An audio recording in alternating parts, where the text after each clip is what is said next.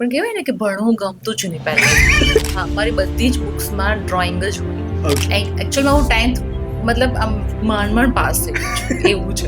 ખાલી પાસ કરવાનું હતું. તો તમારું અલ્ટિમેટ એજ્યુકેશન ક્યાં સુધી? 10th સુધી જ. 10th પછી મારું ડિપ્લોમા જ હશે. ઓકે.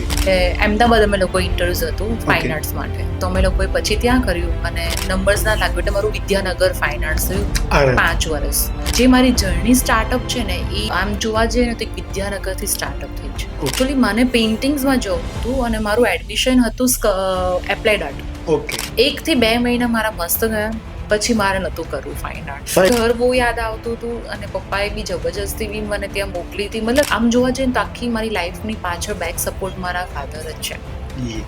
કે એને બહુ જ એમ કે ભણાવવાની તો બહુ જ હતી પહેલેથી, એમ કે મારા છોકરાને કંઈક બનાવવું છે. પણ તો પણ આમથી આમ કરી કહીને છેલ્લે 5 વર્ષ તો કાઢ્યા. એક્ઝિબિશનની શરૂઆત તો એકચ્યુઅલી મારું કોલેજ પતી એની પહેલાંથી જ શરૂઆત થઈ.